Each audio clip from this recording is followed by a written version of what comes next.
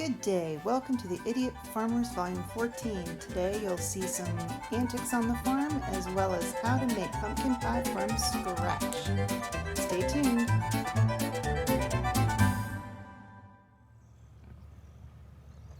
That is the gate to the pig pen. That is an angry donkey. And that's why he's angry.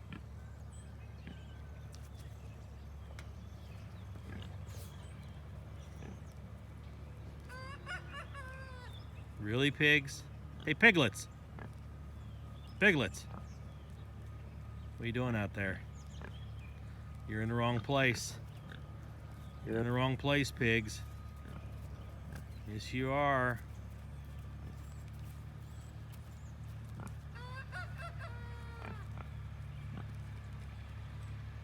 Well, I guess I got some work to do.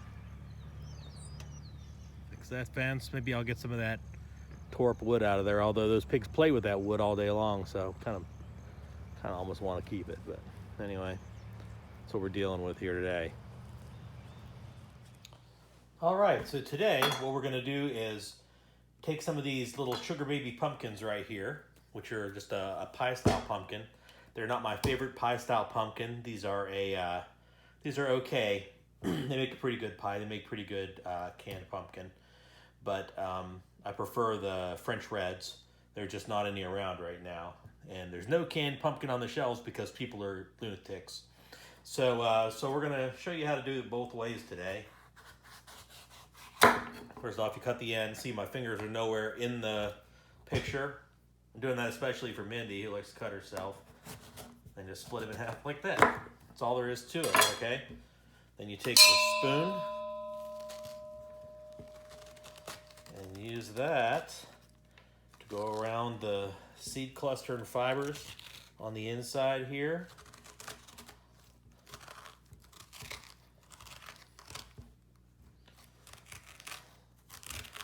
Not that you can't eat that part, you totally can, but I just think it makes it neater.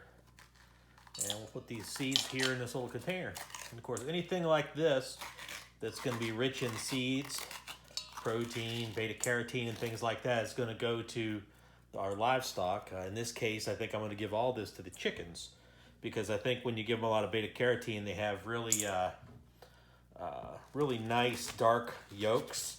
The dark yolks don't really mean things are healthier or anything, I don't think per se, but it just means that they have a rich food source.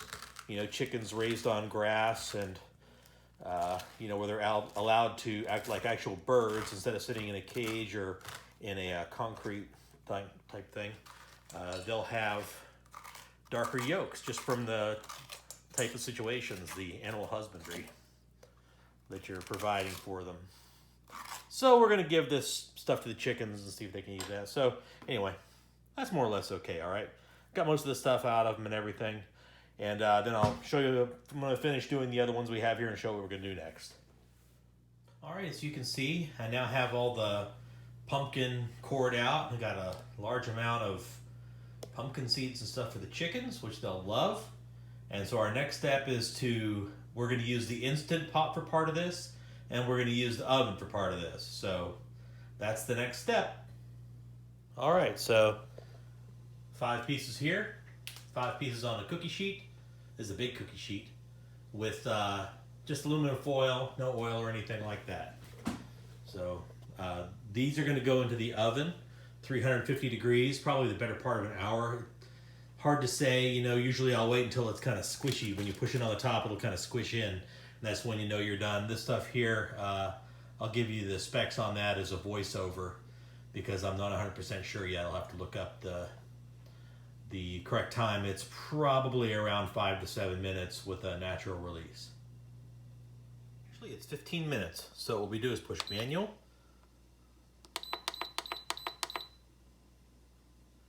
And let it sit.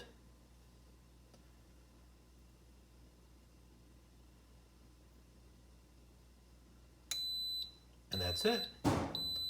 And then what we're going to do is what we call a 5-minute natural release, so that after this is done cooking and after it beeps, we're going to wait 5 minutes and then let the pressure off. This is the oven we're going to use for the pumpkin. Again, it's just pumpkin on the tray. Whoa, it's heavy.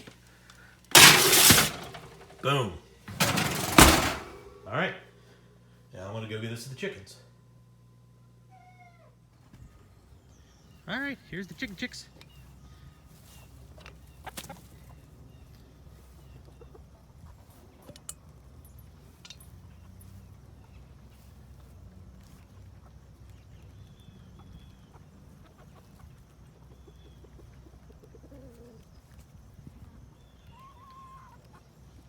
Red. So this is in the colander now. I can tell you right now that this was cooked too long. Probably half that much time would have been fine. I just was going off some pumpkin puree stuff on the internet. They said 15. I thought that seems a little long. No, we'll trust them. It's gonna be a pain in the butt to clean all that skin off the meat. It'll come off fine, but it's just gonna be a pain. It doesn't really hurt you if a little bit of the skin gets in there anyway, since it's been pressure cooked and everything, and it doesn't really do anything other than put little flecks in the pumpkin that you actually get in pumpkin that you get at the grocery store, so at the can. Anyway, fail. Not fail, it just not as nice as I like. The finished product here from the oven. Been cooked for about an hour. So we'll show you how to take it apart. This is the stuff that we did in the Instant Pot. I've taken the peel out of it. Actually, the peel just comes right off. It's in there like that. It probably took me 5 minutes, so not bad at all. Let me get my thing set up here, and we'll show you how we get this prepared. So all we need to do is just sort of go around the edge here.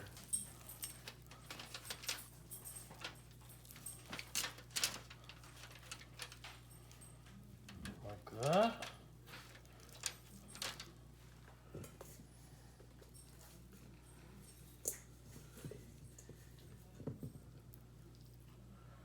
And once we get it off, we sort of scrape the skin to finish getting it out.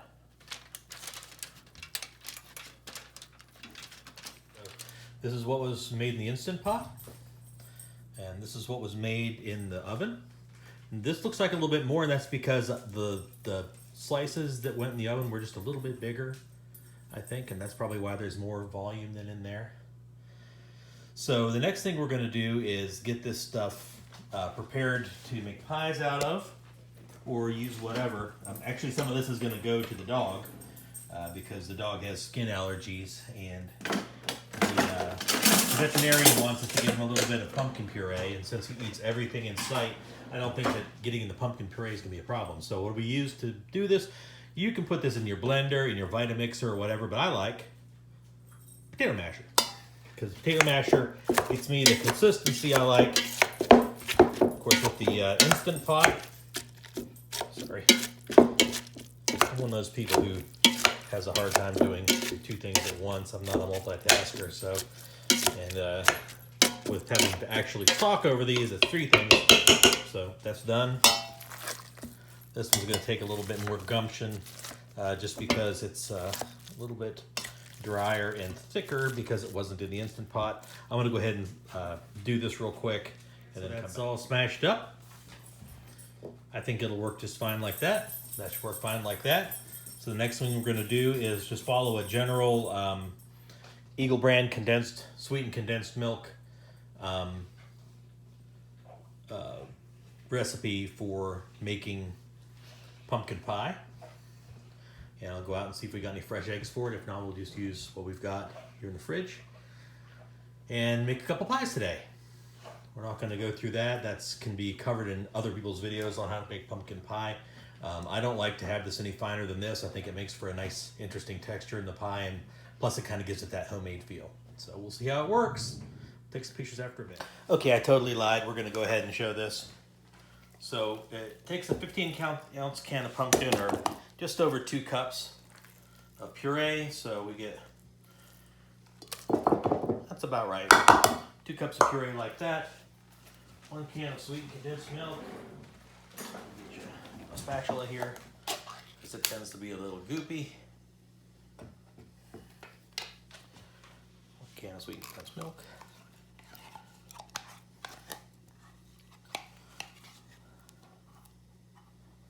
My wife's father grew up in rural Appalachia here, and if you guys don't know, we're in West Virginia.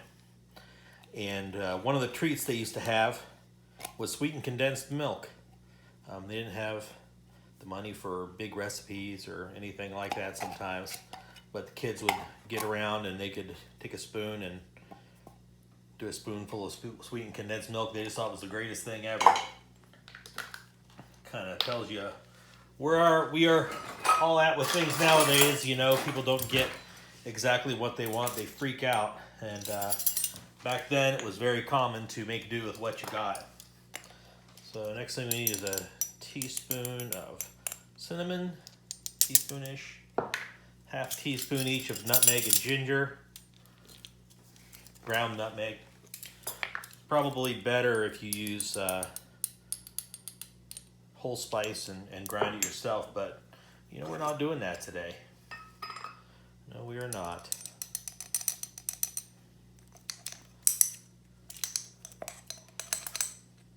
Teaspoon of ginger and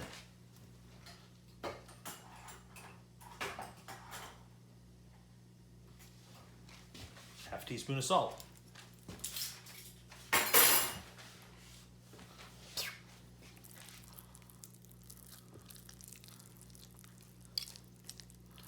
Whisk it together a little bit. Alrighty. And we'll add a couple eggs.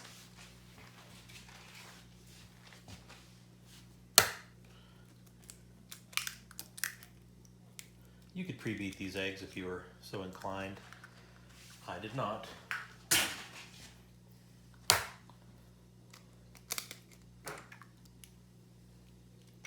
Because we got the whisk, we'll be fine. Bust the yolks a bit.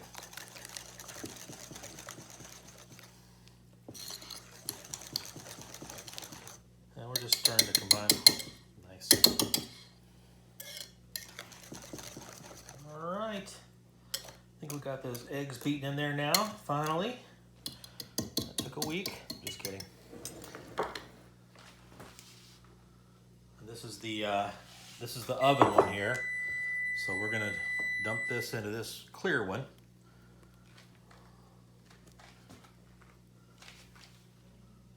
Got a handy spatula here.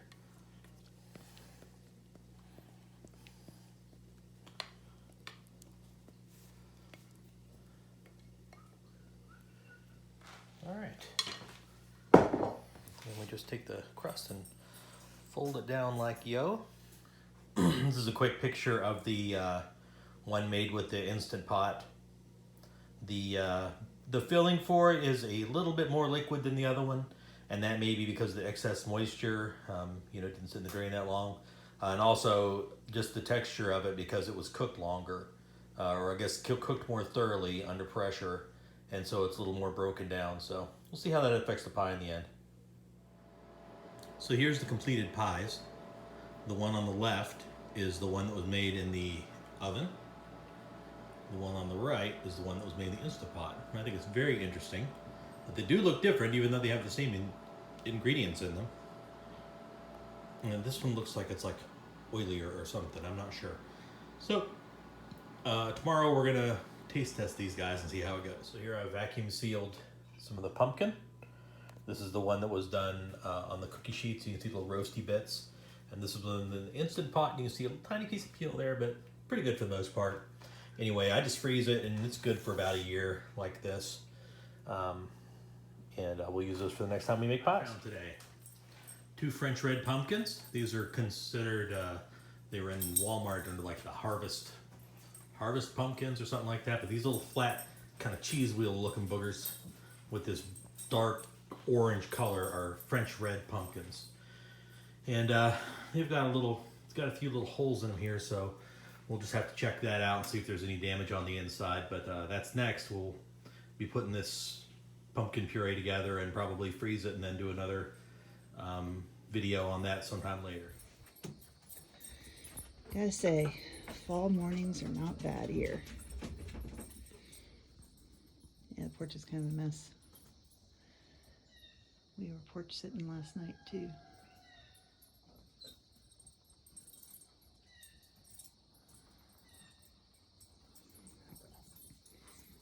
starting to change.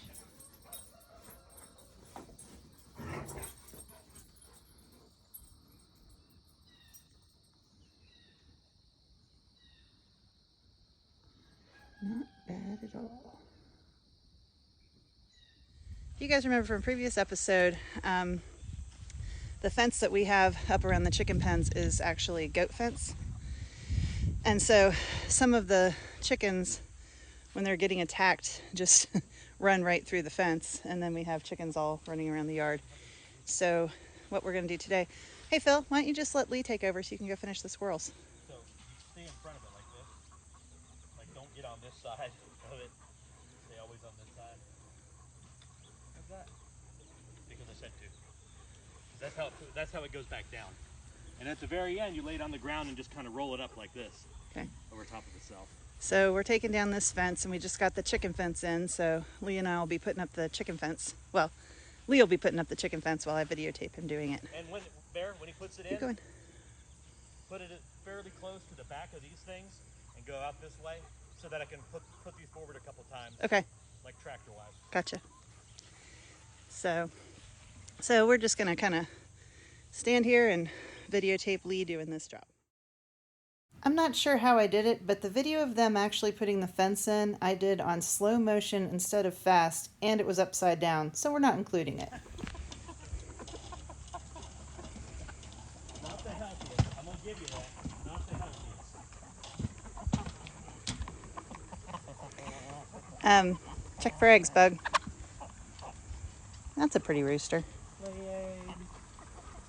This is the guy with the floppy one. Oh, look at his floppy little comb. Look at him. What's wrong with him? Probably one of the other roosters knocked it off. No, it's not even bloody. It just grew like that. So also today, we had Lee clean out one of the barns, and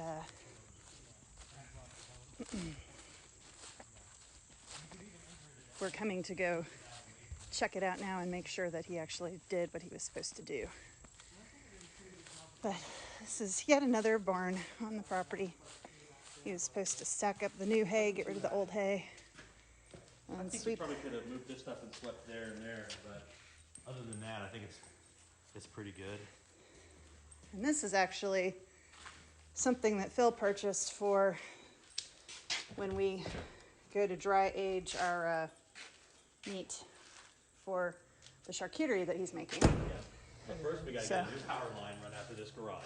Yeah, because there's no power out here right now, and so we can't plug the stupid thing in. Oh, that's a nice little utility cart that you found. Yeah.